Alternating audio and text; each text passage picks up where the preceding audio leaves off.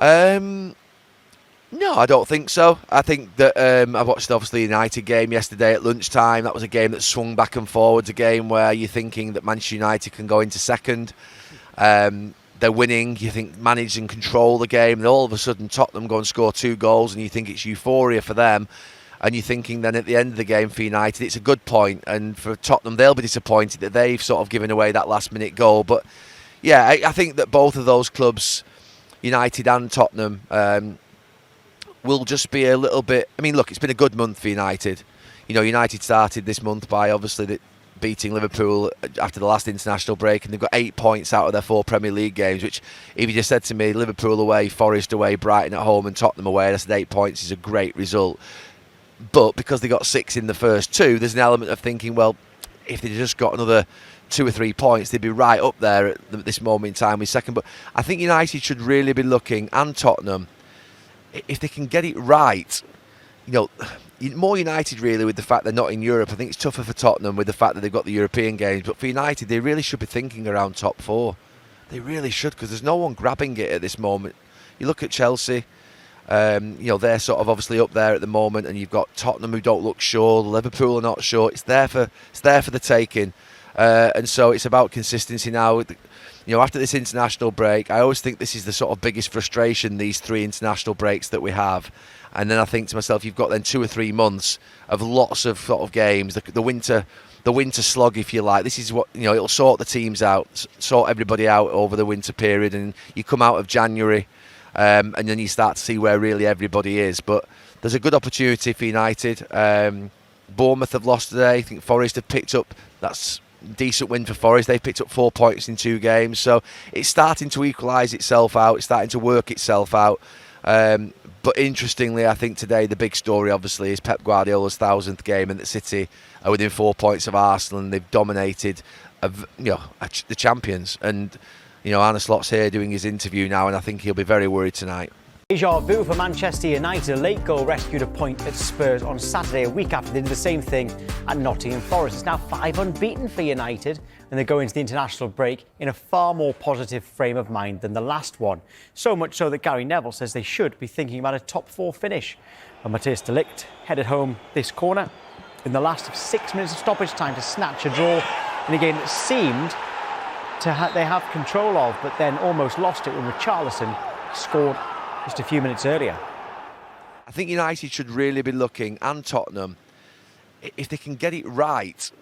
You know, more United really with the fact they're not in Europe. I think it's tougher for Tottenham with the fact that they've got the European games. But for United, they really should be thinking around top 4. They really should, because there's no one grabbing it at this moment. You look at Chelsea, you know, they're sort of obviously up there at the moment, and you've got Tottenham who don't look sure, Liverpool are not sure. It's there for the taking. Top 4 for Manchester United. Is it there for the taking, Tim? Yeah, it's there for the taking, that's for sure. I mean, Man City, Liverpool, Arsenal. So who else? Chelsea will probably put their hand up first, and I would agree with most people who suggest Chelsea. Villa are getting up there. Villa are just outside now by 1 point. I think they will be top 5 because we will be so dominant in Europe again, but we won't know till the end of the season. So I think likes of Tottenham and certainly Manchester United, Gary makes a good point there, with no interruption midweek, so they got a full training week. This man, Ruben Amorim, talked about how he's a good coach. He gets on the training pitch, he works with a group, he has a lot of downtime for them boys as well. And they're picking up injuries. So that myth of being overplayed, and they picked up 3 injuries at the weekend. I mean, for me, they're getting players, they get undertrained. That's what players do. You know, they've got no excuse to pick up muscle injuries. Why have they picked up muscle injuries? You know, it just happens. That's the reality of it. You know, it's nothing to do with overplaying. You know, they can't argue about overplaying. They're out of the cup. They're not in Europe. It's Premier League to Premier League. He's got all the time in the world to work with them players. That gives them an advantage. It should do. But now they picked 3 injuries up in 1 game. You know, how can that be right? You know, you have to ask the sports scientists a few questions, I would suggest. Well, what's Ruben Amorim done to turn things around on the pitch? Because going into the last international break, they played Sunderland at home. Yeah. And it looked like if they didn't get 3 points there, he was under serious pressure. Since then, well, they haven't lost. Well, what he's done is sign Brian Mbeumo and Cunha, and Mason Mount's got back fit. I'm not sure he's done too much tactically. I really don't. We know he hasn't changed the tactics. Well, they got a little bit lucky. They've got a bit lucky. They've won a few games what previously would have been unlucky, where they should have picked up more points. But and he's had the opportunity to work with them. So we should be seeing it now. And I think they will be possibly favourites for the top 5. I'm not sure top 4, for that 5th spot, because they will spend again. They will go again, and they will back this manager. They've come out and supported him. Why not? He speaks brilliantly. He's a fantastic talker. I love the way he talks. Even in defeat, he comes out, he talks, he's very honest. They're going to give him more money to spend. I'm sure they will in January. They are going to be missing Brian Mbeumo and Amad Diallo for the Africa Cup of Nations. That don't help. When Brian Mbeumo, for me, is their best player. For me, he's the best player. He was certainly a big threat at the weekend. Cunha wasn't one of his best games. I did that game at the weekend, and it wasn't as bad as the Europa League final, but it weren't far off. And when it was a 2-2, you think it's a fantastic game. It was bang average. Both teams were so poor in my opinion. But that's the way the Premier League is at the moment. I don't think it's a great quality of league after the top 3. Right, OK, well, let's speak to a Manchester United fan now. Adam Stott joins us. Adam, right, OK, before the last international break, we're talking a lot about Ruben Amorim. You must love him now.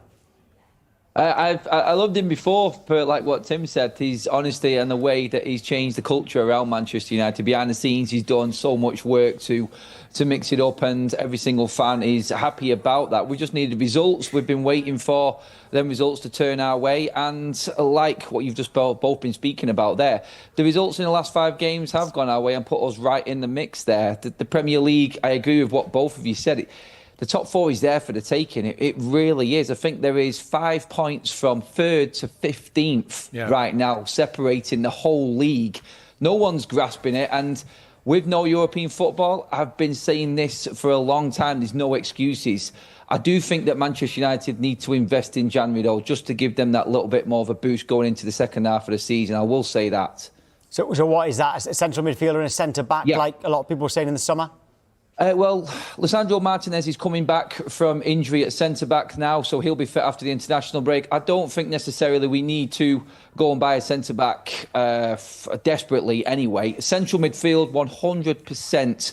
15 goals without Casemiro conceded this season to 5 goals conceded when he's on the pitch shows you that you need another central midfielder. He can't last 90 minutes. He can't play 90 minutes. And if you've only got 1 game a week, then you need to address that, because we haven't got the depth and we haven't got the quality in depth. So it's hard to find a plug-and-play type of player, someone who's proven in the Premier League, but United have to go out in January and commit to that, because even if it costs more in January, that money's going to come back if you get back into the Champions League. You have to now back Ruben Amorim, trust that he can get us into the Champions League, and I think it will be worth it if that investment is a little bit more in January. Then let's compare it to what it would be in the summer when you get a cheaper deal. I think now's the time to go for it because it's so open. Yeah, Adam Wharton would be an obvious choice, wouldn't he? There's a few. I love Adam Wharton. I think the composure that you probably seen in the game, Tim, in midfield that was lacking so much from both sides. Yeah. How easy it was giving away possession in that game. It was an awful watch. I've just listened to Jamie O'Hara said he fell asleep watching the game in the first half, and he's a Spurs fan. Yeah. It was that bad. But Adam Wharton, Elliot Anderson, Carlos Balebo, we're hearing some rumours about João Pedro even. João Neves. Is it João Pedro? Sorry. João Neves, I think it was, from Wolves. I got the names mixed up there, sorry. But Gomez is the one. Sorry about that. Them types of players that are used to the Premier League, I think that's exactly what Manchester United need, but it's difficult in January. I get that. It's hard to get players away from their clubs in the middle of a season. How worrying is it that we were just talking about Brian Mbeumo and Amad Diallo, missing them for AFCON? This is how bad it is. I think every single Manchester United fan, me, myself, I've looked at every single fixture of AFCON, when it starts, when they might be knocked out, how good the national teams are, trying to figure out when, and believe it or not, the players come back from that international tournament, AFCON, when Manchester United have Manchester City and Arsenal back-to-back in January. That's when it ends. And I looked at every single game in between. I'm like, can we manage without them there? Can we get them back? Aston Villa away is the last game that both of Amad and Mbeumo can play before they leave for AFCON. and then anything can happen in between. But I just feel like, again, maybe investment in January is something we could look at. Tim mentioned Mason Mount coming back in. Maybe Mainu could feature if Mbeumo is missing. Maybe that's his chance. Xerxes up front for Sesko if he's injured. There's a few different ways to look at it, but Mbeumo is irreplaceable. He is that good, and that's the big concern for us. Yeah. Between now and that Villa game that you're talking about, I've just got your fixtures here. When you come back from international break on the Monday night football, it's Everton at home. Fair enough, Palace away next, but then West Ham at home, Wolves away, Bournemouth at home before that game away at Villa. How confident are you that you'll go into Christmas, well, that you'll have a Merry Christmas? Well, you said it there, Tom, the home fixtures. Manchester United's home form this season, the only game we've lost was the opening day against Arsenal, which we did well in as well. So really confident with our home form. And I think that with 4 wins in a row at home now at Old Trafford, that's going to be big for United to stay up there. I think if you keep your home form going the way we have, then I think we'll be right up there. The away games against Wolves, you'd expect United to win. I'd expect United to get something at Crystal Palace. I know they're tough at home, but still, they're the games that you're looking at now. And they're quite favourable on paper. Let's start with events on Saturday lunchtime at the Tottenham Hotspur Stadium, where Spurs and Manchester United drew 2-2. Clinton Morrison still alongside. Who do you think will feel better at the end of that game? Man United will feel better because of the late goal they scored through the late. I know Tottenham scored a late goal, but Tottenham will be probably more disappointed because being 2-1 up and literally the last kick, but it wasn't the kick, the last head of the game by Matthijs de Ligt, and Man United get the point. But I'll be honest with you, Rob, I didn't cover the game. Tim was watching the game in the studio, and the game lacked quality by all accounts. It was nowhere near good enough. It was both teams that are struggling at the moment, even though Man United have been in decent form, but Tottenham at home have been nowhere near good enough. It's not till he made the changes and they managed to get on the front foot and cause problems and test Lammers in the Man United goal. But as I said, probably a better point for Man United because Tottenham were 2-1 up.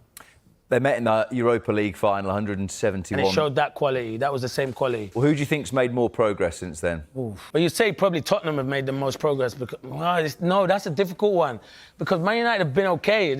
Man United have been all right recently. So I'd say both have made the same progress at the minute. I'd say both. I know Tottenham are ahead and they've got a new manager in Thomas Frank. Ruben Amorim over the last month and a half has been under, well, not the last month and a half, the whole season has been under pressure. But every time he's been under pressure, they've managed to find results and they've gone on a little bit of a run recently. So I think both teams have made good progress.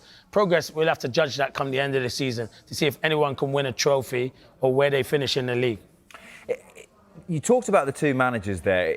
It's interesting, isn't it? Because watching the game on Saturday lunchtime, the United fans were singing the manager's name. I think largely they have been behind him and been happy to give him a little bit of time. In contrast, there were boos when Thomas Frank made a change at the weekend again.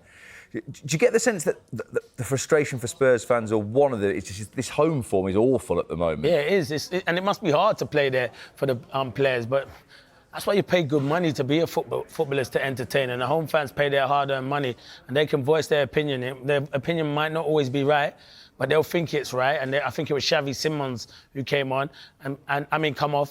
They didn't want to come off, and Matthias Tell come on. But then Tell goes and scores the goal. So Thomas Frank, I think he does know what he's doing at times, majority of the time. I think he's gone in there and done well. Thing with Tottenham is not going to be the football that they expected because Thomas Frank's not that kind of manager. We saw what he did at Brentford. They're hard to beat, they're a threat from set pieces, and they get wins, and that's how it is. So if they thought Thomas Frank coming in was going to be attractive football, it's not going to be like that. But he knows Thomas Frank because he's a very, very good manager and it's someone who I've got a lot of time and respect for, that he has to be successful at Tottenham and they have to start winning home games because performances like on the weekend, then that's not going to cut with these Tottenham fans because they voice their opinion, Rob. The thing about playing at home then, I guess it becomes a bit of a vicious circle that you keep not winning and then the fans get more frustrated, rightly so. Yeah. But then the players look forward to it even less because they know that it's going to turn quicker than it did the week before if you concede a goal again. Yeah, of course it is. It's difficult, but football is It's probably one of the best sports there is to play football, and it's one of the best jobs to do is to be a professional footballer. If you can't take criticism, don't play the game, because as I said, these people have paid their money, and not always are fans, right? Many a times, I'd voice my opinion with fans if I thought the treatment wasn't good. But at the back of your mind, you've got to realise these are fans. They'll support you when it's going well. When it's not going well, they'll tell you when it's not going well. At the moment, at home, it's not going well. They're voicing their opinions. It was the same when they played Chelsea a few weeks ago. Nowhere near good enough. Chelsea by far miles better than Tottenham. And your home form is meant to be your fortress where you go. Teams don't want to come to Tottenham, but it looks like teams like to come to Tottenham because they think we maybe can get a result, and that's not good at the moment. The one thing you'd say about Manchester United, we've seen it in 2 big away games recently. That I was at the game at Anfield when they beat Liverpool. Liverpool scored late on, and you thought, oh, here come Liverpool, we know what's going to happen. And actually, United go up the other end, Harry Maguire wins it. Saturday, they go 2-1 down. They're playing with 10 because Benjamin Seschko's had to come off. And then they go and find themselves an equaliser. So that 2 games that tells you a little bit about the mentality that Ruben Amorim's got in there. No, great mentality. Listen, I don't think we'll say Man United have turned the corner, but it's progress, and that's the biggest thing you can do with Ruben Amorim. And to be fair, I'm telling you, they had a great chance, Šeško, when he went through and he let Mickey van der Ven come back at him. So they have got a centre forward who was low on confidence and then went off injured. But the players like the Cunhas and then Buemas, they are delivering at the moment. They've got fantastic captain in Bruno Fernandes. He's a brilliant footballer. And they never say die attitude at the moment. And that was questioned with these Man United players a few months ago. But And he's here.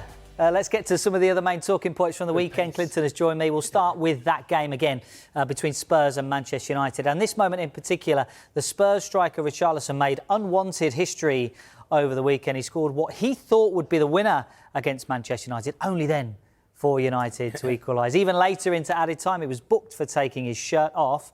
Richarlison is now the only player this has happened twice to in the Premier League. Quite incredible, that statistic, that he scored so late and the opposition have gone and scored again.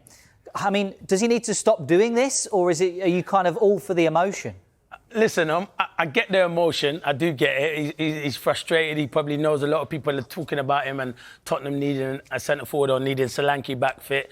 So when you're a centre-forward and you think you've scored with literally the winning goal and then all that emotion gets taken away when delayed, I understand. With Richarlison, he's an emotional guy, so I don't think you can ever take that away from him.